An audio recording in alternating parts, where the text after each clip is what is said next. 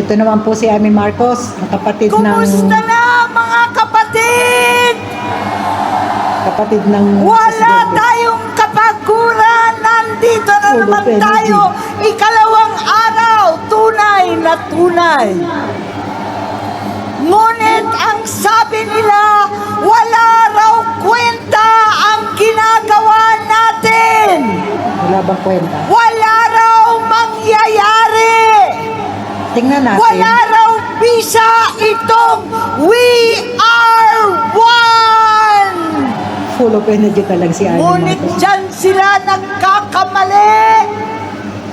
Alas 7, aalis ang Pangulo patungong Canada. Areglado na daw tayong lahat. Nagpunta na po Wala tayo na kasi raw problema BBM. sa katarungan at katotohanan. Wala na silang pakialam. Bumiyahe na. Ngunit ako ay naniniwala na ang mapayapang protesta ay nakaukit sa puso ng bawat isa sa atin. Mapayapa man at walang imik yung iba, kasama pa rin natin dito sa EDSA. Kasama ng Iglesia ni Cristo. Kasi Narito noong 1986, ang pinatalsik sila daing ng bawat Buntis yata siya doon Pilipino, sa anak niya. ng bawat mamamayan na naghihirap at Kaya naranasan niya nagdurusa. yun. Naniniwala Alam niya kung ako may people power. na pakikinggan ng pagsamba at pananampalataya natin. Hindi kailanman natutulog ang Diyos. Of course. Ang Panginoon kasama po natin.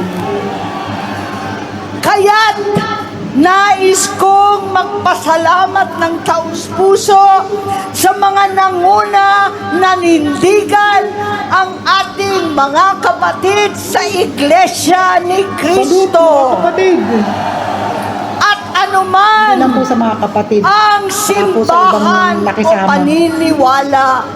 Yung totoo Samahan pong nakisama. po natin ang ating mga kapatid dito.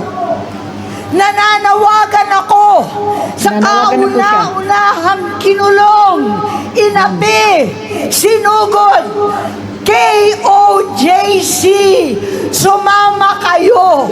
Kasi si Alang-alang si sa Kibuloy, mahal di ba? nating Pastor Kibuloy. Kibuloy. Sumama po kayo. Lahat ng Tinigding kasi ating siya, mga Romano, kaya siya kinulong. ang mga Kristiyano at Yung mga Evangelicals, alam ninyo na ito ay tama. Pero Ito malaki na ang itulong nun tunay kay, na kay katarungan. Marcos. Umalingaw-ngaw ang Kay BBM. inyong pastoral letter sa bawat sulok ng ating kapulungan. Alam natin na ito ang kinakailangan, transparency at hustisya. Sa ating mga kapatid na Muslim, punta na kayo rito. Mga kapatid na Muslim. Hindi lang tinatawagan tayo ni DDS ang Marcos. welcome dito. Lahat ng mga kapatid na Muslim, Mga kapatid na mga bigo Muslim daw. sa pangako ng halalan, Makiisa na po. bigo pa Makiisa na rin po kayo. sa tunay na kalayaan para sa BARM at sa buong Muslim Mindanao. Halina't magkaisa. We Kapatid are ng Presidente. one. Siguro alam niyan talagang maling-mali na nangyayari. Sa lahat na nagtatrabaho sa paligid ng Ortigas at Makati, Yan, mga mga taga-Manila. nagsusumikap na middle class na ngayon naging mahirap na sangkahig santuka. Sumama kayo, ang karamihan ng mga Pilipino na mahirap at nagdurusa, Magkaisa na, walang magkaisa na. trabaho, walang pagkain. Punta na kayo dito sa Iglesia ni Cristo.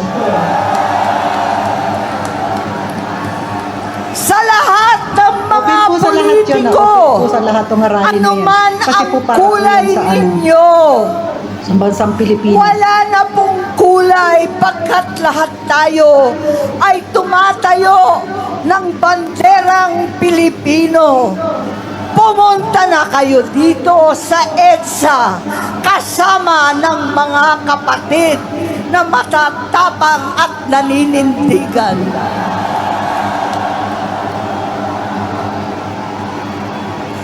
Pati na rin ang mga dating Ang loyalista, dami hindi naniniwala sa kanya. Ilocano, Bisaya, taga Maynila at Katagalugan.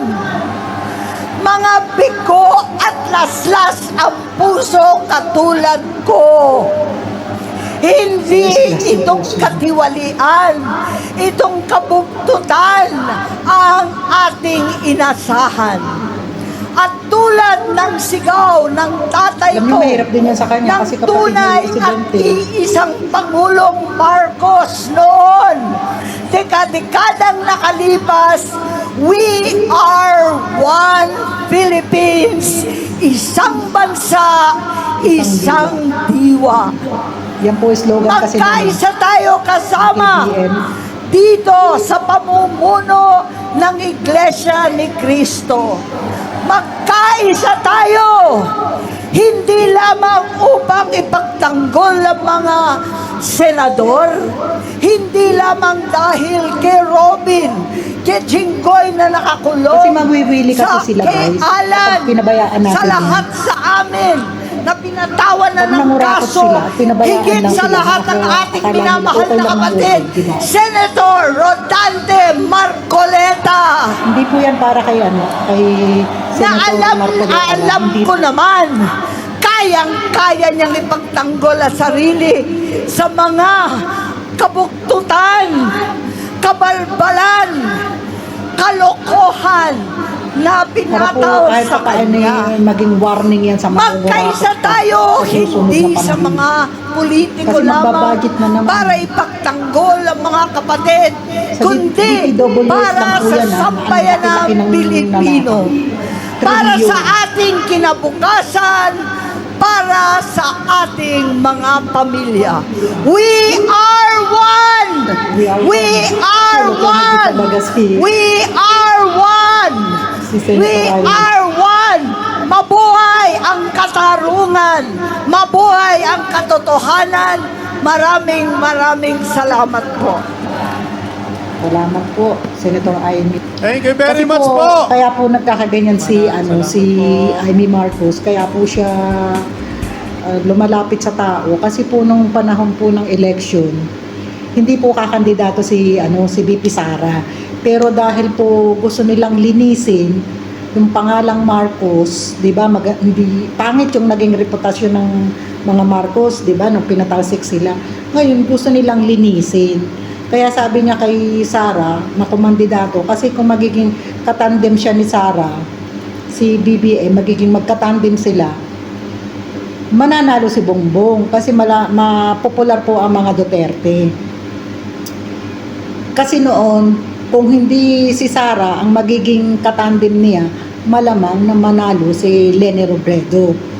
Kaya po, ayan, nung mapapayag niya ngayon kasi magkaibigan po sila, si Sara at saka si Amy Marcos. Ngayon, nung mapapayag po ni Amy Marcos, si Sara Duterte, na magtandem yung dalawa, at nung manalo na nga, tapos nung manalo po si BBM, na-disappoint po kung ano pong nangyari. Kasi yung inaasahan nila na pagbabago, hindi po nangyari. Kaya po, gustong bumawi ni Miss Amy Marcos o ni Senator Amy sa mga Duterte at sa mamamayang Pilipino. Kaya po siya ngayon ay nasa panik ng mga tao, ng mga mamamayan. Kaya po hindi natin siya masisisi. Bakit siya nagkakaganyan? Kasi kahit naman po paano, siyempre ang mga politiko po, kapag po yan ay pumasok ng politika, kakalimutan po nila kung ano ang relasyon nila sa kanilang pamilya. Ang importante ay mapaglingkuran mo ang bayan mo. Ganun po yun. O sige guys, napahaba na. So, see you po sa susunod, at kung hindi naman po mabigat sa inyong kalooban, paki-subscribe nyo na lang po at paki-share po ng mga video ko. Salamat po. po.